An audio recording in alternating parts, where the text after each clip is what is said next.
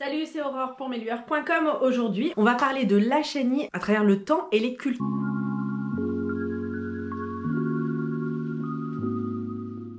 On serait tenté de dire que la chenille c'est une nouvelle mode. Alors la seule chose qu'il y a de nouveau dans la chenille, c'est le nom qu'on utilise pour le qualifier. C'est pas très compliqué de revenir un petit peu en arrière et de se dire en fait avant il n'y avait pas de couche. Encore aujourd'hui, allez 70% du monde, il n'y a pas de couche.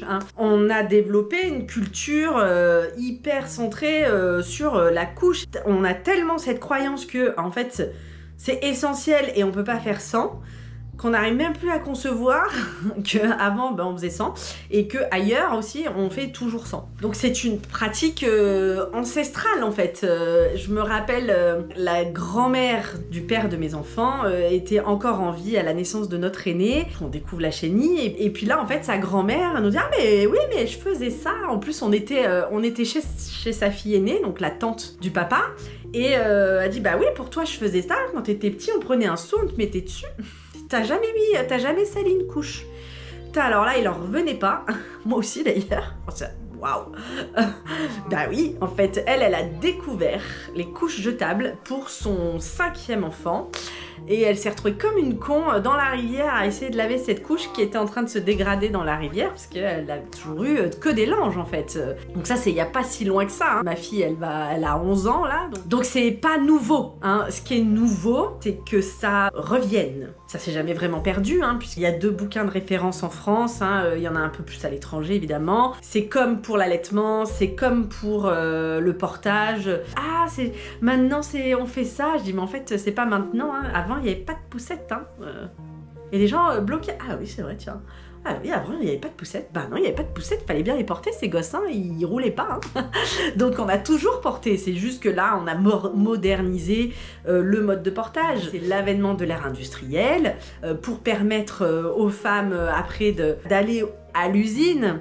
Il a fallu développer des solutions pour tous ces bébés. C'est comme ça que la couche jetable est arrivée. Donc en France, ça a été nommé, je ne sais même pas par qui, l'hygiène naturelle infantile, qui est peut-être un peu pas tout à fait juste. On aime bien rappeler qu'en anglais on dit elimination communication, qui est plus représentatif de ce que c'est que la chenille. La chenille, c'est juste capter les signaux qu'envoie ton enfant pour prévenir soit qu'il a fait, soit qu'il veut faire. La couche jetable, en fait, elle est à les mettre à distance et c'est aussi pour ça que la chenille rentre un peu dans le pack de ce qu'on appelle le maternage proximal, c'est que ça implique de se rapprocher de son enfant. On peut pas faire de la chenille avec un enfant qui est 35 heures par semaine en crèche à l'âge de 3 mois. Ça marche pas. La chenille, c'est se rapprocher de son enfant, être connecté. Il y a beaucoup d'intuition qui rentre en jeu et c'est de la communication très très fine. C'est infime. Mon aînée, elle pédalait avec ses jambes quand elle avait besoin de faire pipi. Il faut du temps d'observation pour capter ça et puis pour réagir. Le nombre de situations où des fois j'étais bah alors mais qu'est-ce qui se passe, qu'est-ce qui t'arrive, et où maman elle est complètement à côté, elle percute pas et puis tout à coup pouf, voilà le gros caca là. C'était ça que t'étais en train de me dire en fait, c'est pour ça que tu râlais et que tu ronchonnais. Culturellement on a perdu ça et c'est en train de revenir, mais ça reste hyper marginal, qu'on se le dise.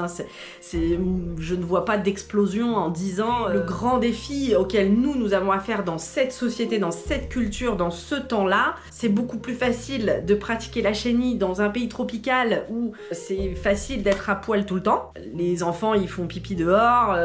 S'ils ont fait pipi là, on s'assoit à côté et puis fin de l'histoire, dans 1 heure c'est sec, on n'en parle plus. Culturellement ici, c'est beaucoup moins acceptable et puis il y a quand même l'hiver. Pratiquer la chenille l'hiver, c'est quand même un défi.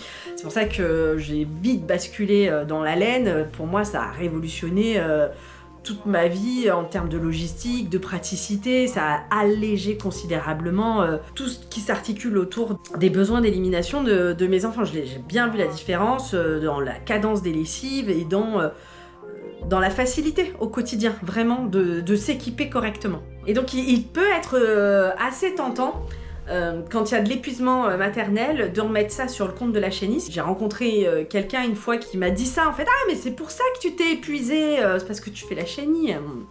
Et sur le coup, j'ai pas trop su répondre, hein, je l'ai un peu... ça m'a un peu interloqué. Non, c'est pas la chenille, hein, c'est parce que j'étais toute seule tout le temps, en fait. C'est pas question de la chenille, c'est l'isolement des mères, c'est le manque de soutien, c'est le jugement. Dès que tu fais un peu autrement, bon, tu l'allaites encore, tiens, pourquoi tu le poses pas dans un transat, voilà, c'est l'incompréhension autour de toutes ces pratiques où t'as intérêt d'être quand même bien tanké et bien au clair, mais laisse-le pleurer là, il va s'endormir. Enfin, quand on fait des choix de maternage différents, et encore, l'épuisement maternel, il touche pas que les mamans qui font le choix d'un maternage proximal. Hein. Même quand on est dans des conditions très standards et très traditionnelles, ça n'empêche pas que les femmes sont seules, il n'y a pas de soutien. Quand les gens viennent te voir après l'accouchement, il faudrait leur faire le thé et un gâteau, et t'as personne qui est là pour t'aider à étendre une lessive alors que toi t'es noyé, t'es sous l'eau, tu dors pas. C'est ça le vrai problème. Alors l'adage, il devient tellement galvaudé en fait que même moi je commence à en avoir marre de le répéter, mais il n'empêche que le vieux proverbe africain, il faut tout un village pour élever un enfant, bon, il n'y a rien de plus vrai. Et je répète très souvent, juste le couple parental, ça ne suffit pas en fait, hein. Il faut être entouré de personnes qui vont respecter vos choix, qui vont vous soutenir et pas vous enfoncer, et ça... Mais ça, c'est ce qu'il y a de plus dur à trouver, en fait. C'est ça qui est compliqué, c'est pas la chenille. Et si, à plein de moments, j'ai failli être tentée par tous ces discours, dire allez, lâche un peu, vas-y, t'en fais trop, tu machin. Non, mais ça a rien réglé, hein. Au contraire, parce que du coup, c'est venu après aller attaquer mon estime personnelle, parce que je renonçais à des valeurs qui étaient hyper importantes pour moi. Le plus important, c'est surtout d'être aligné avec tes valeurs, ce que tu as envie de faire, et de trouver des solutions et des aménagements pour que ça fonctionne sans que tu t'épuises. C'est ça le vrai point. C'est aussi pour ça que j'ai créé cette boutique, parce que quand moi j'étais dans mes maternages, des boutiques qui proposaient ce dont j'avais besoin, il n'y en avait pas beaucoup, et ce qui était épuisant, c'était d'aller à la pêche en fait. C'était de chercher et de trouver. Et c'est ça que j'ai voulu en créant cette boutique, c'est rassembler, parce que je me retrouvais dans mes permanences de couches lavables à orienter les parents avec 5 ou 6 boutiques différentes. Et je me suis dit, c'est pas possible en fait, il faut rassembler au même endroit. Les boutiques autour de l'hygiène naturelle, c'est pas compliqué, on n'est que 2, hein, vraiment spécialisées là-dedans. Moi, celle qui existait déjà, j'ai acheté plusieurs de ces produits qui ne me convenaient pas, qui conviennent à plein d'autres gens. Mais moi, je m'y suis pas retrouvée, donc j'ai voulu créer une boutique à mon image avec ce que j'avais éprouvé et testé et qui fonctionnait. Après, il y a quelques boutiques un peu spécialisées où on peut trouver des petites choses de ci, de là, mais c'est anecdotique. Toutes mes fournisseuses, elles sont en Allemagne et en Finlande pour les vêtements Minimons.